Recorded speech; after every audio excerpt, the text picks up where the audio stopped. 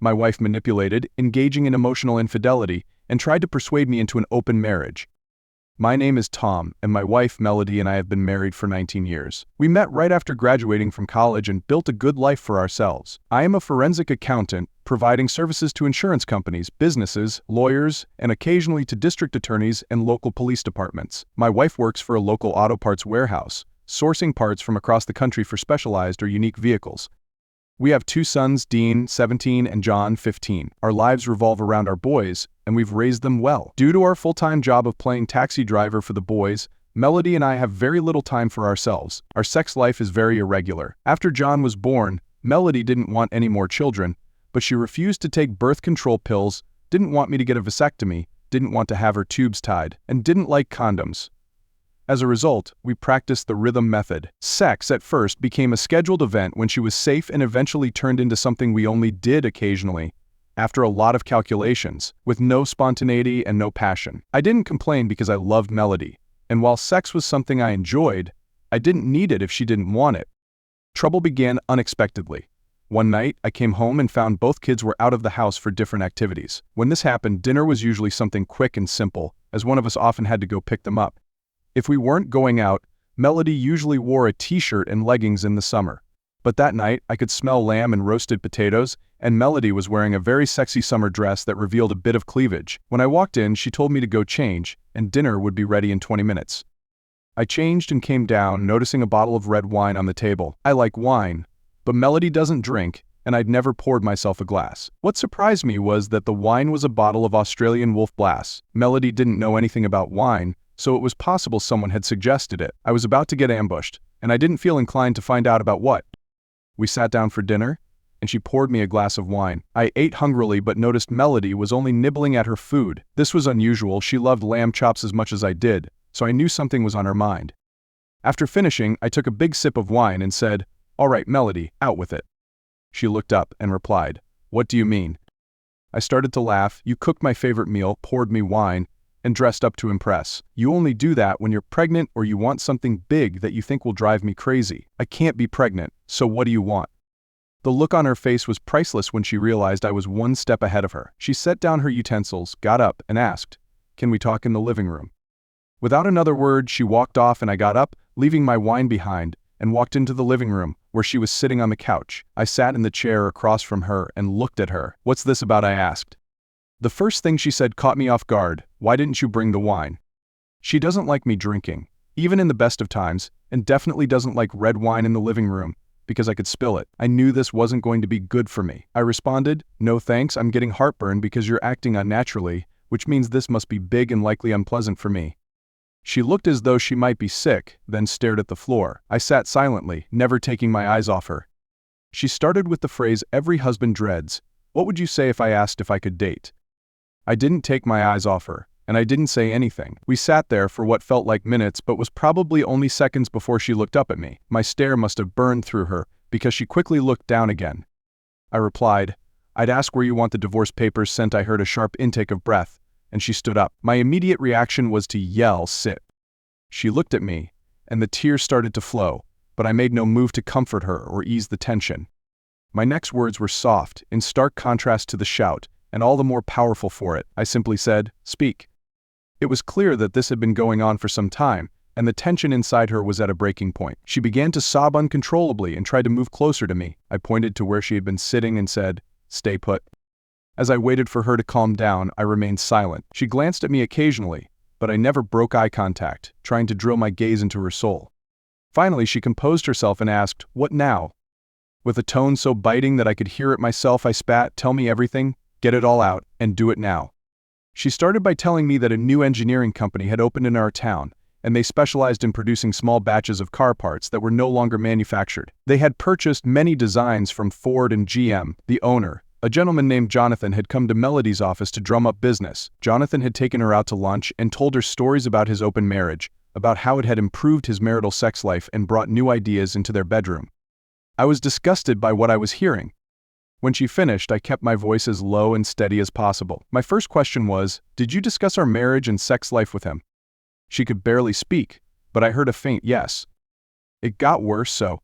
For 15 years you've controlled our sex life to make sure you didn't get pregnant. But now some man who's trying to sell you a weird car part, and you spill everything, making him think I'm boring in bed." She lifted her head and said, No, he just told me stories and they sounded really interesting. He invited me to hang out, and he told me that he would wait at home for me and that I liked that idea." I was stunned by her statement. I retorted, "So you expected to have sex with him and then come home and have sex with me to cleanse yourself of him? Do you have any idea how revolted I am by that thought?" She started crying harder.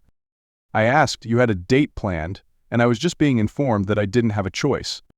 She caught the implication and said, "No, Jonathan and I were adamant that you had to know and agree. There was going to be no cheating." I started to laugh and said, "You've already emotionally cheated to this point, but let me say this once. I will not agree, and if you continue, I will divorce you. Even knowing about it is cheating. Now tell me, did you already schedule this filthy little fun outing?" She looked at the floor again. "There's no schedule, but we were thinking about Friday when I was past my fertile period. But now that you've said no, it's not going to happen, and I promise not to bring it up again." I went to pick up the kids. She went to bed at her usual time, but I stayed up later than normal. When I went to bed, she was sleeping naked, something she hadn't done since we went on our honeymoon. I slid into bed beside her and felt her arm reach over to grab my genitals. I pushed her hand away and said, "No, thank you. I don't want a pity screw while you imagine being with Jonathan instead of me." I felt her roll away and heard her sob. I have to say her touch made my skin crawl, and the sobbing did nothing to help. Our marriage was unraveling. The next day, life returned to normal, but there was a tension between Melody and me. I was dreading what I'd see the next Friday night, but she made homemade pizza, and the night passed without incident. There was no intimacy during that time, as she was in her fertile period of the month until Wednesday, and I had no interest in touching her.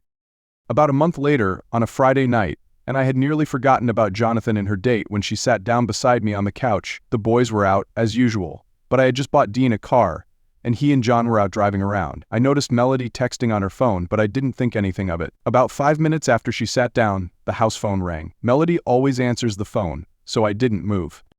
She picked it up, looked at the screen, and said, "It's for you."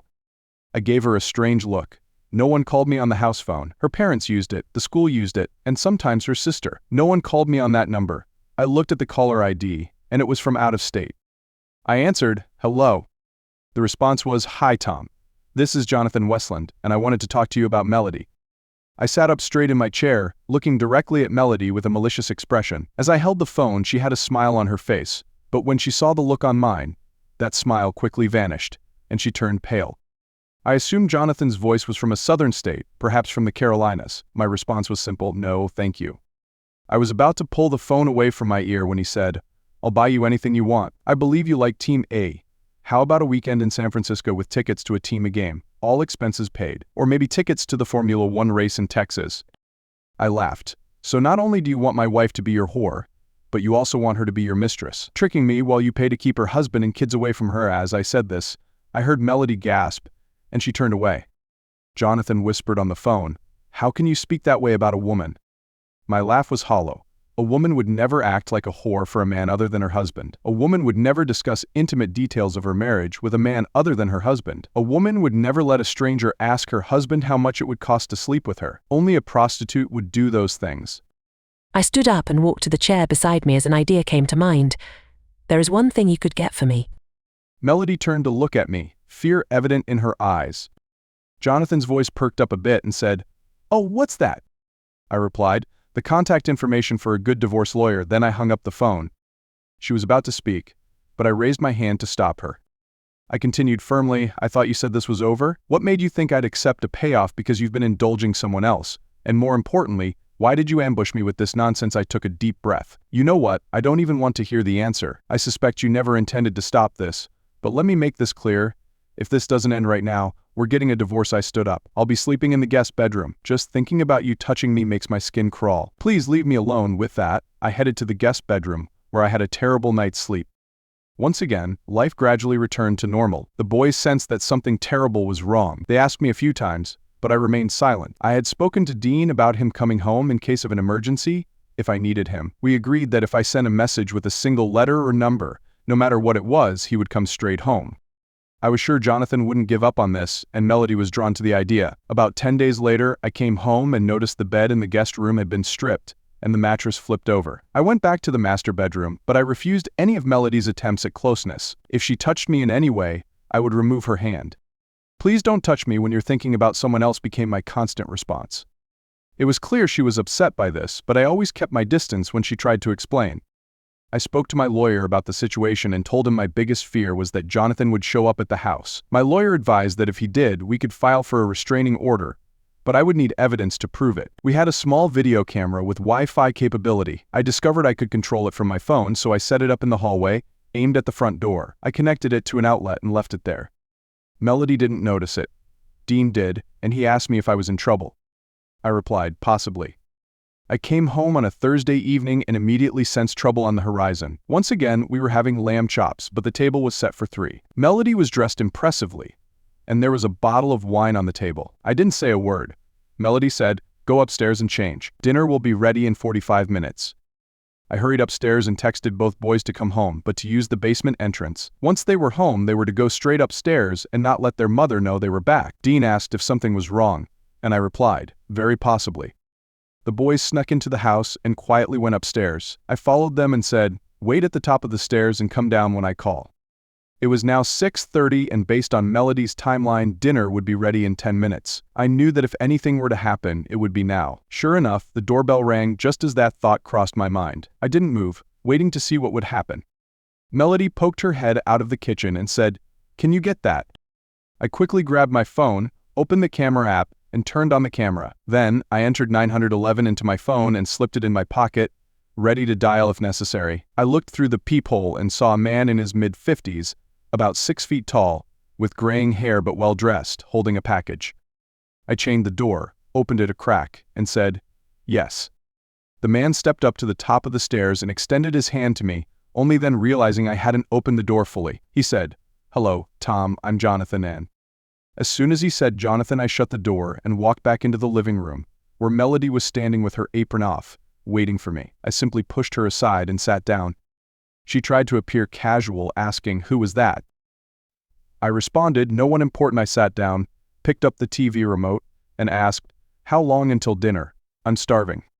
At that moment, the doorbell rang 3 times in quick succession. Melody started to walk towards the door, and I exploded, "No, don't you dare." She looked at me, worried, but when the doorbell rang a 4th time, she began heading towards the hallway. I pulled out my phone, dialed 911, and told the operator that there was a man attempting to break into my home, and that if he got in violence. I gave my address, and she said a car would be dispatched. I kept the phone connected and in hand, then followed Melody to the hallway. Jonathan was now standing in the hallway, just inside the door. Melody stood off to the side. Jonathan stepped towards me with open arms, trying to sound as innocent as possible for the benefit of the operator. "Stop right there. You are not welcome in this house, and I am now asking you to leave. If you do not, I will take whatever measures are necessary to remove you." Melody said, "He's my friend, and I invited him in." I shook my head and said, "Melody, I've never pulled this card with you before, but this is my house. I bought it before we got married, and your name is not on the deed. Anyone you invite can only come in with my permission. I've never withheld that until tonight, but I'm telling you now, he is not allowed. Tell him to leave, or there will be trouble." Jonathan stopped but remained where he was and said, "I believe you enjoy Glenmorangie Scotch whiskey." He handed me the package, and sure enough, it was a bottle of 10-year-old single malt Scotch. Its price was at least $150. I took the bottle, walked into the bathroom, opened the cap, and poured it down the sink. I walked back to the hallway, handed the bottle back to him, and said, "Thanks, but no thanks." Then I shouted, "Boys, come downstairs." Melody gasped and looked up the stairs as both boys came down. John asked, "Who is this?" I said, "This is Jonathan Westland, and your mother wants to sleep with him." Dean looked at him and said, "Then he's a scumbag for chasing after a married woman. I guess that explains all the trouble in this house over the last few weeks. Don't tell me Mom brought him here to try to convince you." I nodded at Dean and said, "Worse, he came here to try to buy the 3 of us off. He thinks she's a prostitute." Dean looked at his mother and said, "That's disgusting, Mom. If you do this, you'll never be a part of my life again." Jonathan slapped Dean across the face and said, "How dare you speak to your mother like that?" Big brother John came over and pushed Jonathan away, shielding Dean. "Hey, old man, what do you think you're doing?" Jonathan's action triggered something in me, like a reflex. I found myself lunging forward, with no other thought in my mind but sheer rage. Jonathan had dared to slap my son, the one I loved the most. All the anger, pain, and frustration from the past weeks erupted in that moment. I grabbed Jonathan by the collar, lifted him up, and punched him square in the face without hesitation. Another punch, then another. I didn't care about right or wrong at that moment. Jonathan had crossed a line into my family, into my blood. "I'll kill you, you bastard," I roared, my voice echoing throughout the house. Each punch I landed on him came with a curse. "You touched my kid. You touched my family. Who the hell do you think you are to have the right to do this?" Jonathan staggered, collapsing to the ground, no longer able to resist, but I didn't stop. All the anger I had bottled up over the days exploded, uncontrollable. Dean and John stood nearby, their eyes wide, staring at me in shock, while Melody stood frozen, holding her breath in disbelief. She knew I was furious, but perhaps she had never seen me this enraged. I could hear Melody's voice, shaking with fear. "Tom, stop. That's enough."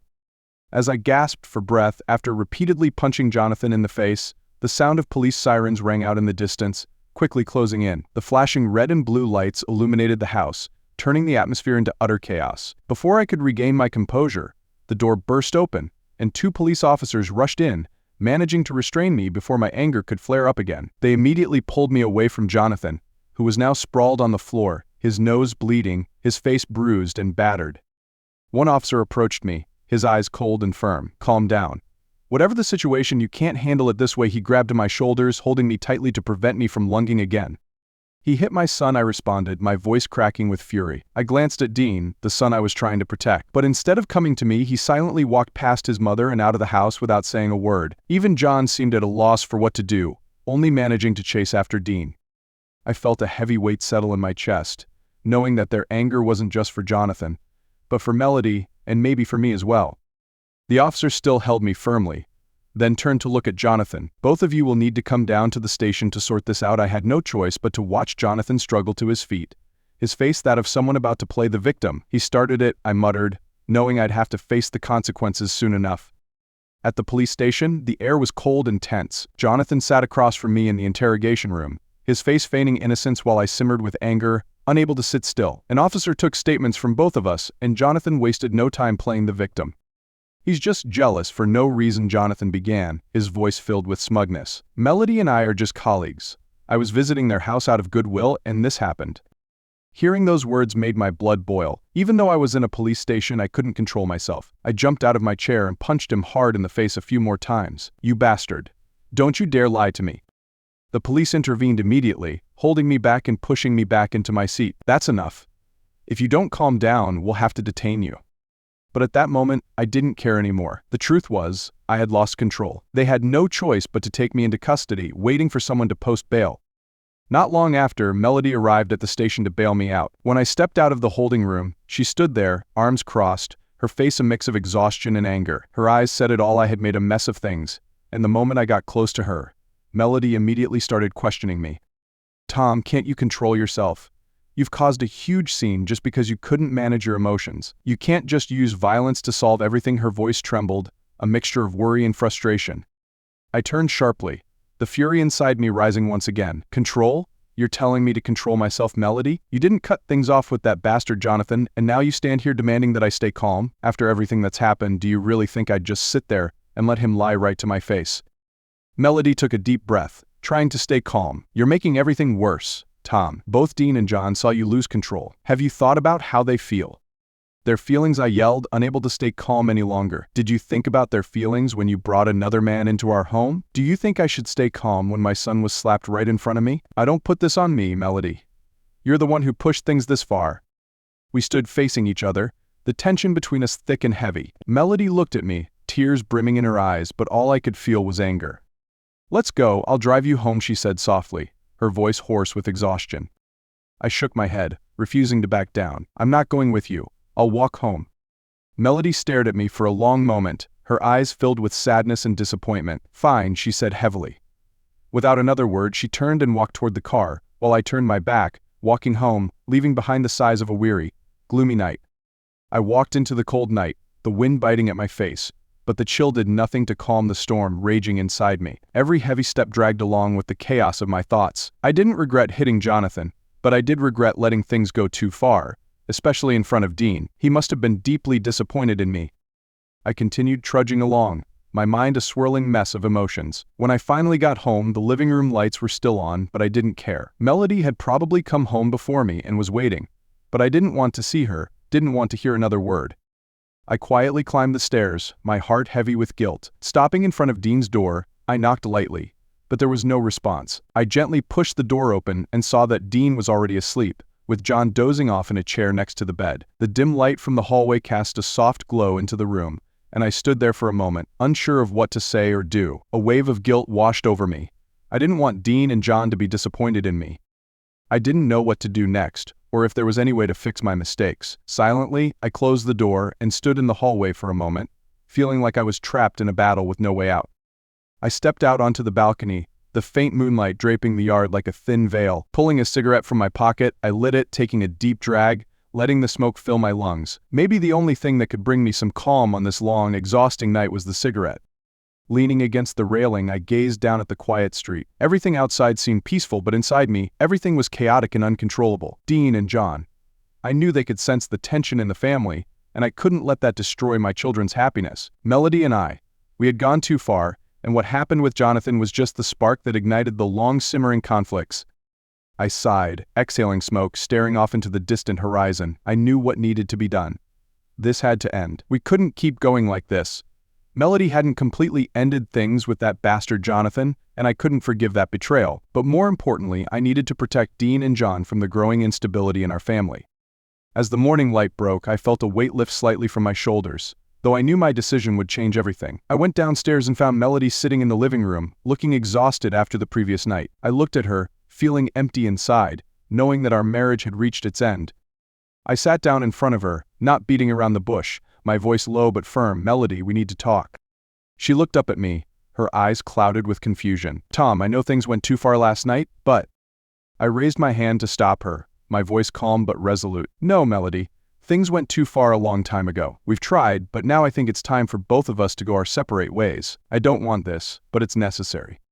She fell silent, tears welling up in her eyes. "Tom, do you really want this?" I took a deep breath, looking her straight in the eye. "Yes, Melody. It's the best thing for both of us, and more importantly for Dean. I don't want him to feel any more pressure and uncertainty." Melody began to tremble, tears streaming down her face. She stood up and suddenly dropped to her knees in front of me, clutching my legs, her voice broken by sobs. "Tom, you can't do this. I can't lose this family. I can't lose you, Dean and John. Family is everything to me. Please think it over." I felt my heart tighten as I looked at her like that, but I had to stay strong. I reached out to help her up, but in that moment, footsteps echoed from upstairs. I looked up to see Dean coming down, his eyes wide with surprise and confusion as he saw his mother kneeling like that.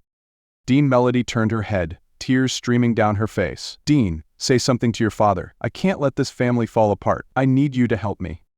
Dean stopped in his tracks, his gaze shifting from me to his mother. He was clearly confused, but then he slowly stepped closer, speaking in a soft but sincere voice. "Dad, I don't know everything that's going on, but I don't want our family to break apart. I need both you and Mom."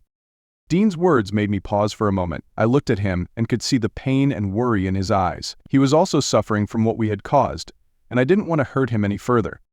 I took a deep breath, then spoke slowly. "Dean, I understand what you're saying. I don't want to break up this family either, but your mother and I need to face reality. There are serious problems that we can't keep ignoring."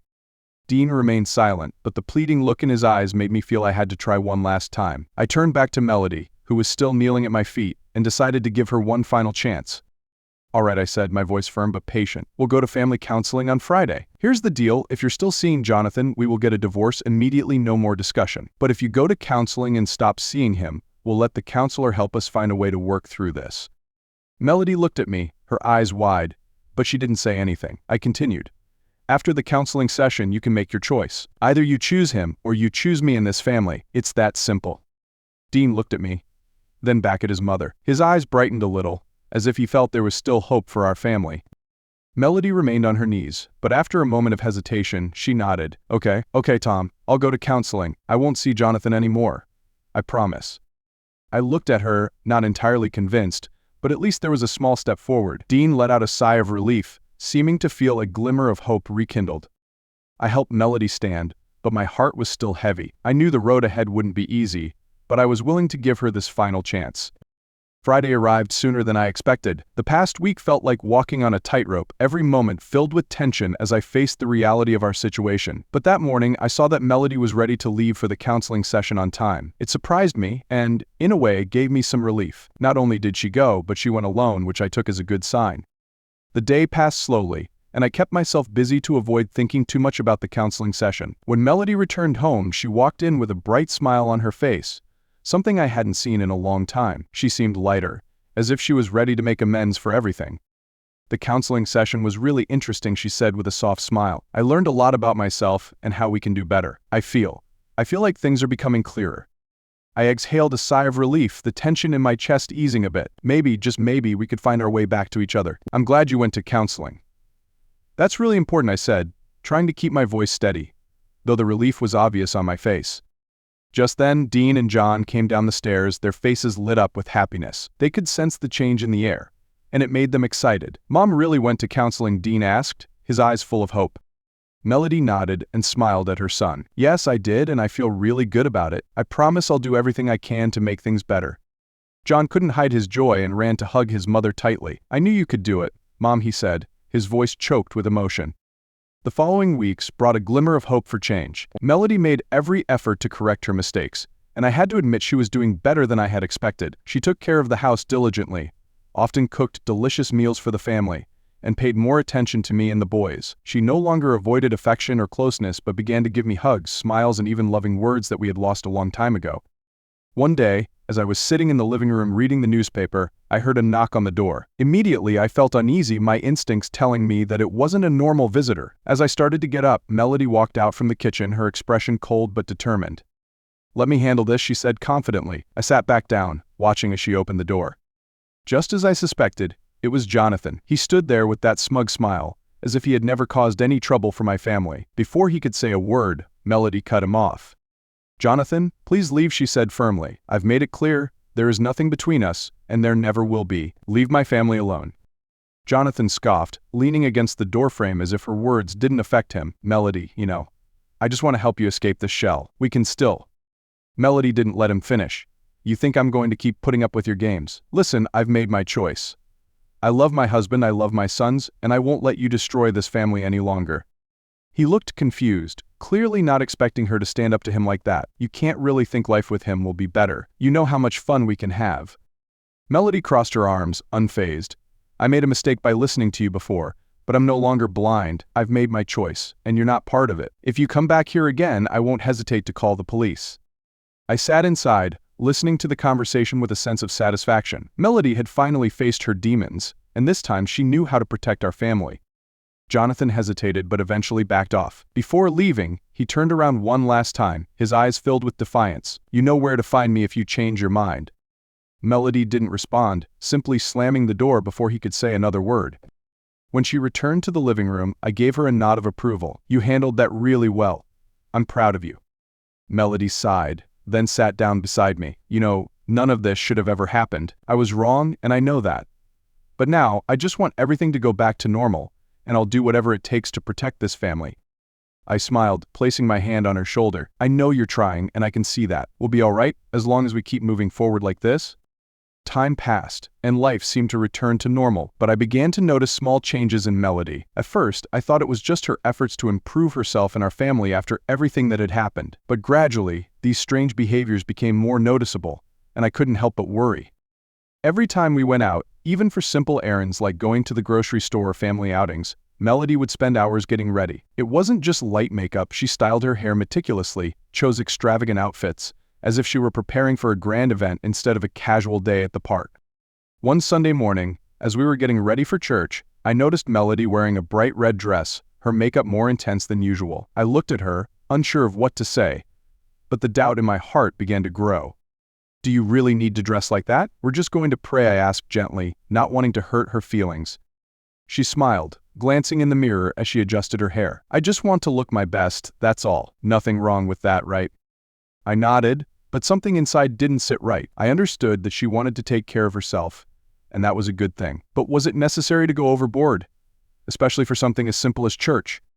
Things became even stranger when we attended a recent funeral. Melody showed up in a very stylish black dress with perfectly applied makeup as if she were attending a glamorous event, not a somber farewell. People around us started glancing, whispering. I felt uncomfortable and confused by her behavior. After the funeral, I couldn't hold back any longer. In the car, on the way home, I turned to Melody, trying to keep my voice calm but unable to hide my confusion. Don't you think you went a little overboard?" I asked. She raised an eyebrow, not understanding what I meant. "What do you mean?" "We just attended a funeral, but you dressed and put on makeup like you were going to a party. I understand that you want to take care of yourself, but aren't you doing this to draw attention?" Melody chuckled softly, but it wasn't a genuine laugh. "I just want to feel confident. There's nothing wrong with wanting to look good, even in sad situations." I stayed silent, not wanting to argue. Maybe she just wanted attention, but why? I couldn't figure out if this was a normal reaction after everything that had happened, or if there was something else going on that I hadn't realized. Either way, this change was starting to worry me more than ever. Melody's obsession with dressing up and putting on makeup became more than just a once-in-a-while thing. I began to realize it wasn't just about taking care of herself or boosting her confidence. It was too obvious. Melody wasn't doing this to impress the crowd or make a statement at family outings. She was doing it to catch the eye of another man. I started to see it as a sign of emotional infidelity.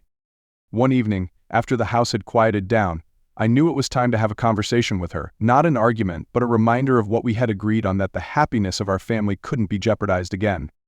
As we sat together in the living room, Melody was still adjusting her hair, glancing at herself in the mirror. I watched her for a while, thinking about how to approach this without making her feel attacked. "You don't need to be so meticulous with your makeup," I began, trying to keep my tone calm. Melody paused, turning to look at me with a slightly surprised expression. "To me, you're always the most beautiful person." She hesitated for a moment, not responding right away. She smiled faintly, but it didn't seem as genuine as usual. I could see the hesitation in her eyes. She knew what I was getting at, even though I hadn't directly mentioned her attempts to seek attention from someone else. "I just want to look better," she said softly, her voice weaker than usual. I leaned toward her, my tone gentle but firm. "I understand. But you don't need to do that to prove anything to anyone besides yourself and our family. To me and the kids, you're already the most important person. You don't need more than that." Melody lowered her head, staying silent for a long time. She knew I had figured something out, and while I hadn't been explicit, my words had made her think. Finally, she sighed and nodded. "I get it. I'll tone it down. Don't worry." I smiled, feeling somewhat relieved, but there was still a lingering concern in my heart. Melody had agreed, but was she truly ready to change? Would this sense of peace last? I wasn't sure, but at least this conversation had opened the door for us to face the real issue we were dealing with. In the days following our talk, Melody did start dressing more simply when we went out. At first, I felt relieved to see that she seemed to be trying to change. But soon, other strange behaviors began to emerge, and I couldn't help but worry once again. One day, we went grocery shopping together. As we stood in line waiting to pay, I noticed Melody repeatedly glancing at a young couple in the line next to us. The girl in the couple was pouting, making demands of her boyfriend, while the guy looked exhausted, clearly overwhelmed by her unreasonable requests. It wasn't any of Melody's business, and I thought she was just being curious like anyone else. But what surprised me was that, as our turn to pay approached, Melody suddenly walked over to the couple. "You should be careful acting all spoiled like that," Melody said casually, causing both of them to turn and look at her in shock. "Men get tired of putting up with too much. You should tone it down a bit." The girl looked visibly irritated. "What did you just say?" she asked, her voice barely concealing her annoyance. The boyfriend, on the other hand, turned red, unsure of how to respond. I stood there on the other side of the counter, feeling completely out of place. What Melody had said wasn't wrong, but why did she need to say it? I felt like I had been dragged into an awkward situation for no reason. "Maybe she's just having some fun, Melody," I spoke up, trying to ease the tension, signaling for her to come back. Melody shrugged, unfazed by their reaction. "I'm just telling the truth. Girls who pout too much will wear men down. It's just some honest advice."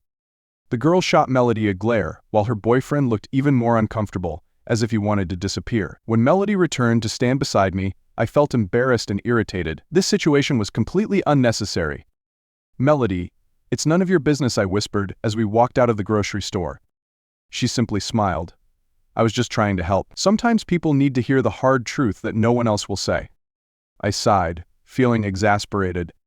Back at home, I felt like things were spiraling out of control. I couldn't sit by any longer. Melody had changed, but not in the way I had hoped. These strange behaviors, these unnecessary comments, all left me more confused than ever. I decided I needed to ask her what was really going on.